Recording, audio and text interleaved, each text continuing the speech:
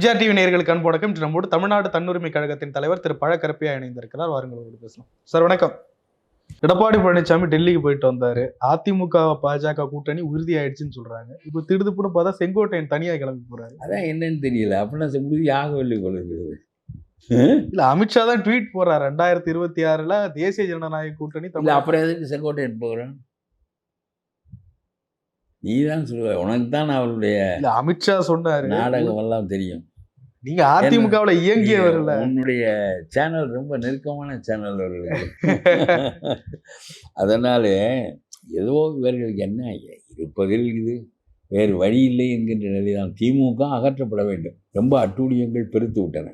நாள்தோறும் கொலைகள், நாள்தோறும் கற்பழிப்புகள், 8 வயது சிறுமிக்கு பாதுகாப்பு இல்லை, எந்த ஒன்றும் பாதுகாப்பாக இல்லை. ஒரு தோடு போட்டிருக்கிறாள், அந்த தோட்டை அறுத்து கொள்வதற்கு 60 வயசு கிழவியை கொலை செய்கிறான். அந்த தோட்டினுடைய மதிப்பெண்ண, அந்த உயிரினுடைய மதிப்பெண்ண இழிவாக போய்விட்டது. நாடு ஒரு குற்ற நடத்தையுடைய நாடாக தமிழ்நாடு ஆகிவிட்டது.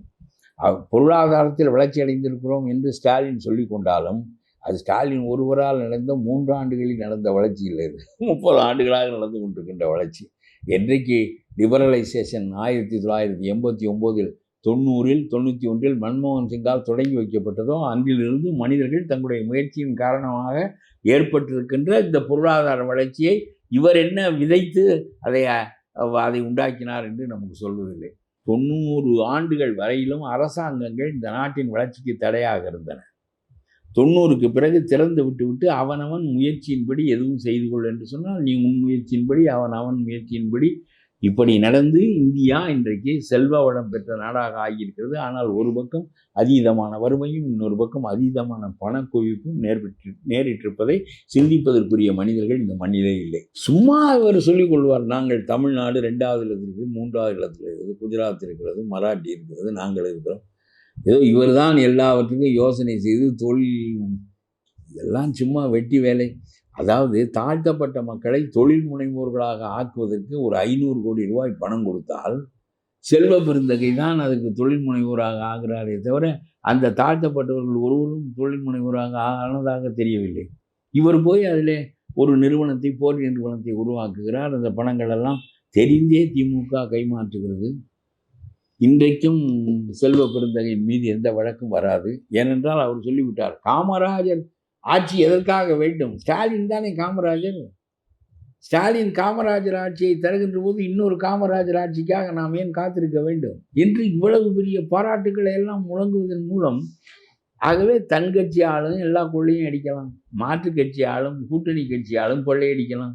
இப்போ இந்த நாட்டை வேட்டைக்காடாக ஆக்கி வைத்திருக்கிறார்கள். செல்வ பெருந்தகையின் மீது இவ்வளவு பெரும் தாழ்த்தப்பட்ட மக்களை தொழில் முனைவோராக ஆக்கு என்று கூட்டுறவு தன்மையின் மீது அவர்களுக்கு பணம் வழங்கப்படுமானால் அதையெல்லாம் கையெழுத்து காலெழுத்து வாங்கி இவர்களே ஒரு நிறுவனத்திற்குரிய பணமாக ஆக்கி தாங்கள் வீங்கி கொள்ளுகிறார்கள் என்று சொன்னால் ஒரு தாழ்த்தப்பட்ட தலைவர் அவர் என்பதற்காக காங்கிரசின் தலைவராக ஆக்கப்பட்டிருக்கிறார். தாழ்த்தப்பட்டவனை சுரண்டுகிறான். தாழ்த்தப்பட்டவனை பார்ப்பான் சுரண்டுவதில்லை. தாழ்த்தப்பட்டவனை சுரண்டுகிறான். ராஜாவை அனுப்பினால் 1,70,000 கோடி, செல்வ பெருந்தையை அனுப்பினால் 570 கோடி. இப்படியே புகார்கள் சொல்லப்படுமானால் அந்த புகார்கள் விசாரிக்கப்படாத நிலைமை ஏற்படுமானால், இதை சொல்லுகின்ற மனிதன் வீட்டில் மலம் வீசப்படுமானால் இந்த நாடு என்ன நாடு?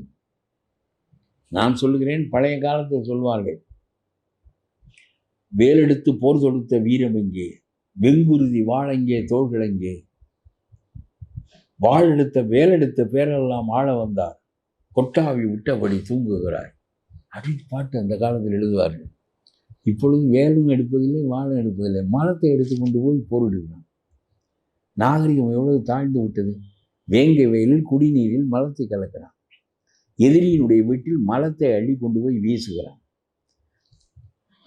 கத்தி எடுப்பதும் கம்பு எடுப்பதும் வீரம் என்று சொல்லப்பட்ட காலம், புறநானூற்று வீரம் என்று சொல்லப்பட்ட காலம் போய் தமிழன் மலம் எடுத்து மாற்றானோடு போரிடுகிறான் என்ற கேவலமான நிலைமை தமிழ்நாட்டில் ஏற்பட்டிருக்கிறது என்றால் இந்த பண்பாட்டு வீழ்ச்சிக்கு ஸ்டாலின் போன்றவர்கள் காரணம். இன்றைக்கு வரையிலும் யார் கைது செய்யப்படுகிறார்கள்? சும்மா 2-3 பேர். இந்த 500 கோடி ரூபாய் திருடப்பட்டிருக்கிறது என்று சொல்வதற்கு சவுக்குக்கு உரிமை இருக்கிறதா இல்லையா? சவுக் சங்கருக்கு அவன் சொன்னால் என்ன? அது உண்மையா இல்லையா என்று போலீஸ் விசாரிக்கட்டும். நீ அந்த 500 கோடி எப்படி பறிபோனது, இதை எவன் சுரண்டினான் என்று அவன் மீது வழக்கு போடவில்லை. உண்மையாகவே இந்த மலத்தை வீசி சும்மா பேருக்கு 2 பேர் மீது வழக்கு போட்டு பிறகு எஃப்ஐஆர் நிலையிலேயே அந்த வழக்குகள் எல்லாம் முடிந்துவிடும். எந்த வழக்கும் அரசாங்கம் தான் நடத்த வேண்டும். சர்க்கார் வக்கீல், அரசாங்க வக்கீல். நம்முடைய வழக்கை பதிவு செய்கிறார், எஃப்ஐஆரை பதிவு செய்கிற ஏட்டு சர்க்கார் ஆள். ஒரு வழக்கும் நடக்காது. நீதிபதி ஒரு ஆள் தான் நேரடியாக சர்க்காருடைய ஆளாக இல்லையே தவிர, அந்த நீதிமன்றத்தில் வழக்கு நடப்பதற்கு சர்க்கார் வக்கீல் வேண்டும், போலீஸ்காரன் வேண்டும், விசாரணை அமைப்பு வேண்டும், எல்லாம் வேண்டும். எல்லாம் முடக்கி வைக்கப்படும். அப்புறம் என்ன, நீ பேசாமல் இந்த நம்முடைய வீட்டிலே வேலை பார்க்குற வேலைக்காரி 100 ரூபாய்க்கு காய்கறி வாங்கி விட்டு 300 ரூபாய் என்று சொன்னால் அது எப்படி நம்முடைய தலையில் கணக்கிறதோ அதே மாதிரியான ஆட்சி முறைகள் நடக்கின்றன. கேட்பதற்கும் இந்த கருத்தை ஊட்டி மக்களிடம் விழிப்பை ஏற்படுத்துவதற்கும் மனிதர்கள் இல்லை. நான் கேட்டதுக்கு பதில் அதிமுக பாஜக கூட்டணி அமைகிறது. அவ்வளோதான். வேற எவனாவது அவனை அகற்ற வேண்டும். அப்புறம் இவன் வருவதற்கு அது தவிர வேற என்ன? அதுவும் நீ தான் சொல்கிறாய் வேறொரு கூட்டணிக்கு செங்கோட்டையன் போயிருக்கிறார் என்று. நான் இப்ப சொல்லியே ஏதாவது செய்வார்கள், என்ன செய்ய முடியும்? அவ்வளோதான். ஆள் சேர்ந்து நல்லதுன்னு நினைக்கிறீங்களா? இல்லை, வாக்குகள் சிதறும் என்று பொதுவான அரசியல் பார்வை. கூட்டணி சேர்றாங்க, அது எப்படி சிதறும்? இல்லை, தனித்தனியாக நின்றால் சிதறிவிடும் என்பதற்காக ஒன்று சேருகிறார்கள்.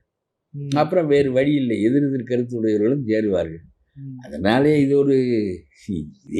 ஒரு காலத்திலும் பிஜேபியோட கூட்டணி இல்லைன்னு சொல்லிட்டு இருந்தாரு எடப்பாடி பழனிசாமி. அதனால தான் வந்தாரு. ஒரு முஸ்லீம்களும் ஒரு கிறிஸ்துவனும் நீ வரையிலும் யாரும் அந்த பக்கமே திரும்பி பார்க்கல. அவர் என்ன பண்ணுறதுட்டு அங்கிட்டே போயிட்டார் உள்ள இருக்கு.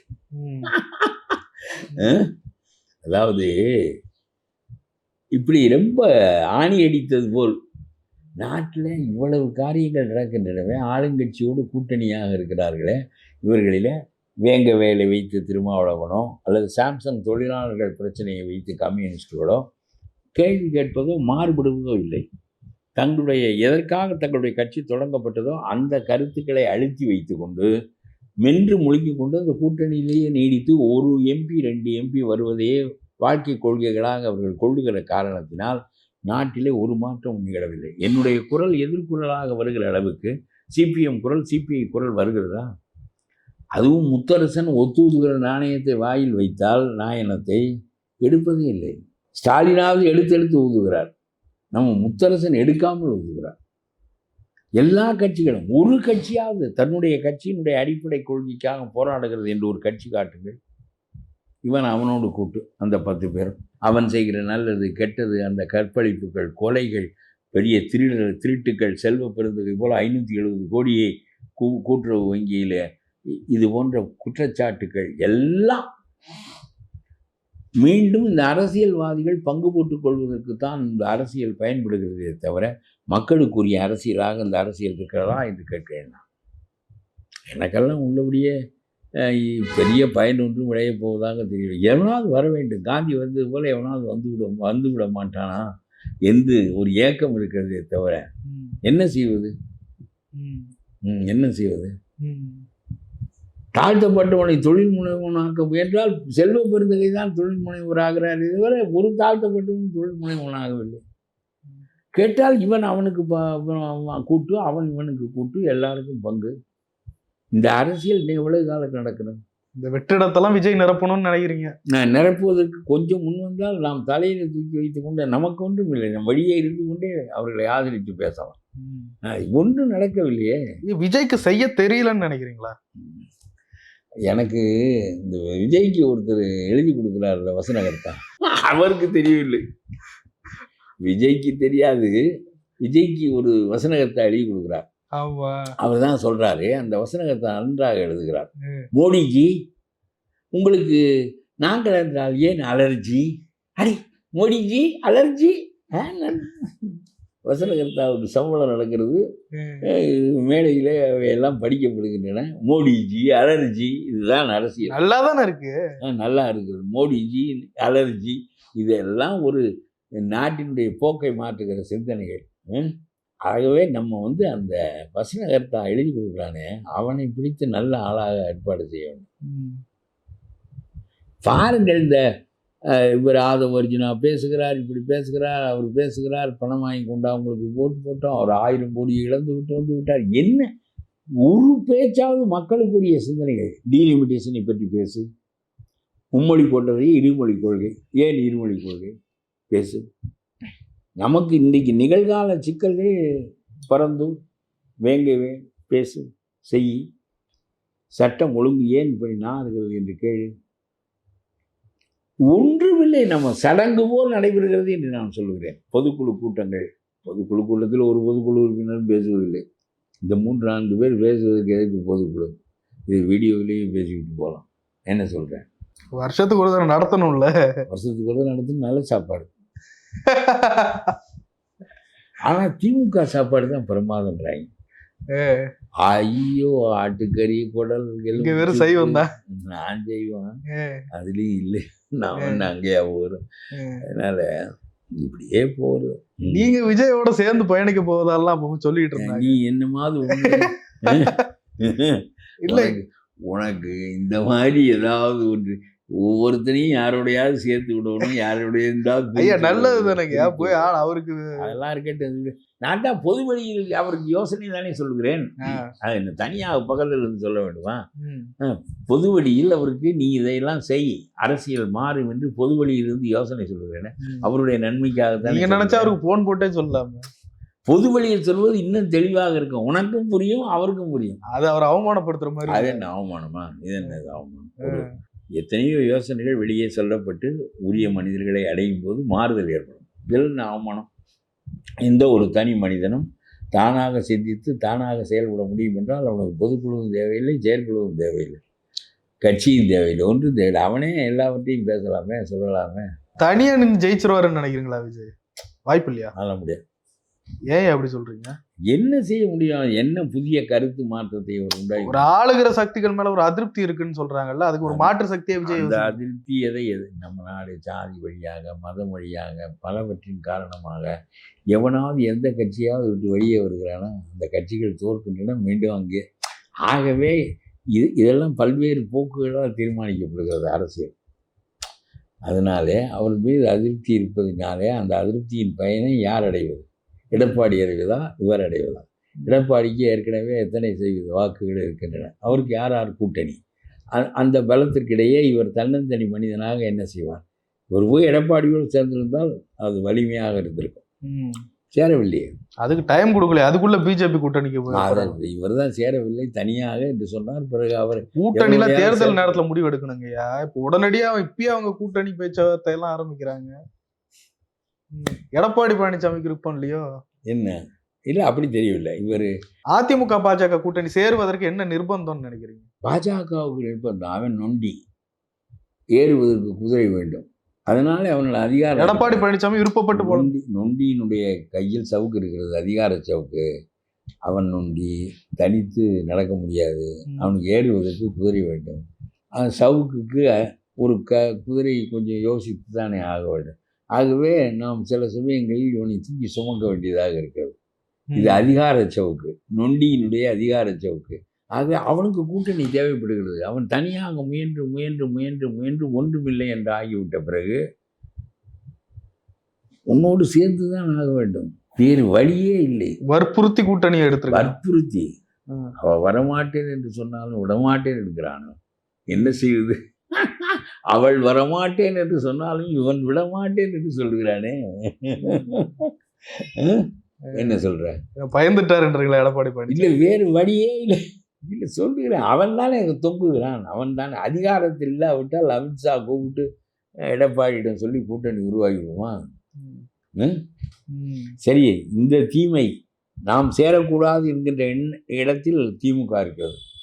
ஆகவே இந்த திமுக அகற்றப்படுவதற்கு எவனுடைய சேர்ந்து தான் தொலைக்க வேண்டியது இருக்கிறது என்கின்ற போது, எடப்பாடி ஆட்சிக்கு வருவதற்கு பாஜக மத்திய அரசாங்கத்திற்கான தேர்தல் என்றால் பாஜக சிறுபான்மையினருக்கு எதிராக செயல்படும். ஆகவே அந்த ஆட்சிக்கு வரக்கூடாது என்று சிந்திப்பதற்கு நிலைப்பாடு இருக்கிறது. புரியுதா? இது மாநில அரசியலுக்கான தேர்தல். பிஜேபி வரப்போவதில்லை, முதலமைச்சராக போவதில்லை. அவர்கள் கூட்டணியில் சேர்வார்கள், ஒரு 10-20 இடங்களில் வெற்றி பெறுவார்கள், கூட்டணியில் இருப்பார்கள். நம்முடைய கம்யூனிஸ்ட் கட்சிகள் இப்பொழுது இருப்பது போல, திருமாவளவன் இருப்பது போல இவர்கள் இருப்பார்கள். ஆளப்போகின்றவர் எடப்பாடி என்றால் இதில் பிஜேபியினுடைய கொள்கைகள் குறித்தும் அவருடைய மோசமான போக்குகள் குறித்தும் சிந்திப்பதற்கு ஒரு வேலையும் இல்லை. ஆகவே இவருடைய ஒரு 6-7% ஓட்டு அவர்களுக்கு சேரும். அவருடைய ஓட்டால் இவர்கள் ஒரு 10-20 இடங்களை பெறுவார்கள். ஆகவே இது மோஸ்ட் டேஞ்சரஸ் என்று நான் சொல்ல மாட்டேன். அதிமுகவை விழுங்கி விடும்னு சொல்றாங்களே பிஜேபி. அதிமுக பிஜேபி விழுங்கி விட முடியாது. முடியாதா? எப்படி முடியும்? ஆட்சியில் இருந்து கொண்டு விழுங்க முடியவில்லையே. மாற்ற ஏற்பாடு செய்து பார்த்தார்கள். ஆல்டர்னேட்டிவ் பார்ட்டி டு டிஎம்கே என்று வர முடியவில்லையே. அது அந்த கட்சி இங்கே ஊன்றுவது சிரமம். ஏதோ கொஞ்சம் வாக்குகள் வைத்திருப்பார்கள். அதை அவர்களுக்கு கொடுத்து அவர்களை பற்றி ஒரு 4-2 பேர் 10 பேர் போகலாமே தவிர, தமிழ் மண்ணுக்கு நீ மும்மொழி கொள்கை வைத்திருக்கிறாய், இந்தியை திணிக்கிறாய், டீலிமிட்டேஷனில் உங்களுடைய நிலைப்பாடு மோசமாக இருக்கிறது, இப்படி எல்லாவற்றிலும் உங்களுடைய போக்குகள். ஒரு காங்கிரஸ் ஒரு லிபரல் பார்ட்டி, எல்லா மக்களுக்கும் சமமாக நடந்து கொள்ளும். இவர்கள் இந்துக்களுக்கு ஒரு மாதிரியாகவும் மற்ற முஸ்லீம்களுக்கு ஒரு மாதிரியாகவும் நடந்து கொள்ளக்கூடியவர்கள். அதனால தான் வேறு பிரச்சனையே அதுதான். இவர்கள் எல்லா மனிதர்களையும் ஒரு சமமாக கருதக்கூடியவர்கள் இல்லை. காங்கிரஸ் போல. காங்கிரஸுக்கு அந்த தன்மை உண்டு. அதுவும் தவறுகள் செய்தது உண்டு என்பது வேறு. ஆனால் இது போன்ற போக்குகள் இல்லை. இந்த சிறக்கணித்தால் போல பார்ப்பது, ஒவ்வொன்றையும் ஒவ்வொரு விதமாக பார்ப்பது, மனிதர்களை வேறுபடுத்துவது. ஆகவே அவர்கள் இந்த மண்ணுக்குள் நுழைவது கடினம். ஏனென்றால் இந்த மண் ஏற்கனவே விழிப்பு பெற்றுவிட்டது. காமராஜர் அகற்றப்பட்டதற்கு காரணமே மொழி வழி இனம் என்கின்ற உணர்வே அவருக்கு தெரியாது. முல்லை பெரியார் கேரளாவில் இருக்கிறது என்று சொன்னால் இந்தியாவிலே தானே இருக்கிறது என்று நினைப்பார் காமராஜர். இந்தியாவில் தானே இருக்கிறது, என்ன பாகிஸ்தானில் இருக்கிறது. நாம் சொன்னால் நமக்கு தண்ணியை தந்து விட்டு போகிறான், அதை பராமரித்து கொடுக்குறோம் என்று சொல்கிறோம். அப்போ இப்பொழுது போவதற்கு பாதி விட மாட்டேன் என்கிறான். அது அந்த சிந்தனைகள் வராத காலம். தேசம் ஒன்று, ஒரே குரல் என்று இருந்த காலம் அது. இன்றைக்கு அது ஒரே குரல் இல்லை, பல்வேறு குரல்கள். பாரத மாதா என்று ஒரு கற்பனை தாயை உண்டாக்கி பார்த்தார்கள். தேச விடுதலை காலத்திலேயே பாரதியே உண்டாக்கி பார்த்தான். பாரத மாதா திருப்பள்ளி எழுச்சி என்று பாடினார். பாரத மாதா என்று ஒரு மாதா இருக்க முடியாது. தமிழ் தாய் தான் இருக்க முடியும், வங்கத்தாய் தான் இருக்க முடியும், ஒரிய தாய் தான் இருக்க முடியும். ஒரு மனிதனுக்கு ஒரு தாய் தான் இருக்க முடியும். எந்த மனிதனும் 2 யோனியில் பிறப்பதில்லை. ஆகவே ஒருவனுக்கு 2 தாய் இருக்க முடியாது. ஆகவே எங்களுக்கு தமிழ் தாய் என்றால் இந்தியா நாடே தவிர இந்திய தாய் என்ற ஒரு தாய் கிடையாது. பாரதியே பெரிய பிழை செய்து இல்லாத ஒரு தாயை உருவாக்குவதற்கு அவன் முயன்றான். பாரத மாதா 60 கோடி தடக்கைகளால் மரங்கள் நடத்துவள் தாய், ஒரே தாய், அவளுக்கு 60 கோடி கைகள். அதெல்லாம் பொய், அது பொய். பாரதி இல்லாத ஒன்றை உருவாக்கும் என்று தோற்றான். பாரதி நிகரற்ற பாவலன், நேர்மையானவன், அற உணர்வு மிக்க பாவலன் என்பதெல்லாம் வேறு. அவனுக்கு நிகரான பாவலன் நிகழ்காலத்தில் இல்லை என்பது வேறு. ஆனால் அவனுடைய சிந்தனை பிழை என்பது வேறு. விதமொரு நின்மொழி 18 கூறி வேண்டியவாறு உன்னை பாடுதும் காணா என்று பாரத தாய்க்கு 18 மொழிகள் கற்பிக்கிறான். அதெல்லாம் பாரத தாய்க்கு ஒரு மொழியும் கற்பிக்க முடியாது. இந்தியும் அவருடைய மொழி இல்லை. ஆங்கிலம்தான் இந்தியாவை பிணைத்த மொழி. ஆங்கிலம்தான் இந்தியாவுக்கு விடுதலை பெறுவதற்கு தலைவர்களால் பயன்படுத்தப்பட்ட மொழி. ஒன்றுமில்லை, வெள்ளைக்காரன் இங்கே வந்தான். அசாமியனும் வங்காளியும் நாமும் பேசிக்கொள்ள முடியவில்லை. வெள்ளைக்காரன் பார்த்தான், ஆங்கில கல்வியை போக்கினான். வங்காளிக்கும் நமக்கும் பேச்சுறவு ஏற்பட்டது, ஒரியனுக்கும் நமக்கும் பேச்சுறவு ஏற்பட்டது, கன்னடியனுக்கும் நமக்கும் பேச்சுறவு ஏற்பட்டது. ஆகவே ஆங்கிலம் வழியாகத்தான் நாமே நம்முடைய மக்களோடு பேசிக்கொண்டோம். ஆங்கிலம் வழியாகத்தான் இந்த தலைவர்கள் விடுதலை உணர்வை நமக்கு உண்டாக்கினார்கள். ஆகவே ஆங்கிலம்தான் இந்தியாவை இணைத்த மொழி. ஆகவே ஆங்கிலம்தான் இந்தியாவின் இணைப்பு மொழியாக இருக்க வேண்டும் என்று நான் சொல்லுகிற கருத்து புரியுமா அந்த முட்டாள்களுக்கு? எம்மான் காந்திக்கே புரியவில்லையே. அவர் இருந்திருந்தால் மாற்றி கொண்டிருப்பார். அது English would be the link language என்று நாம் சிந்திக்கிறோம் இவ்வளவு தெளிவாக. அது அவனுக்கு புரியாது. நிறைய விஷயங்கள் ஒரு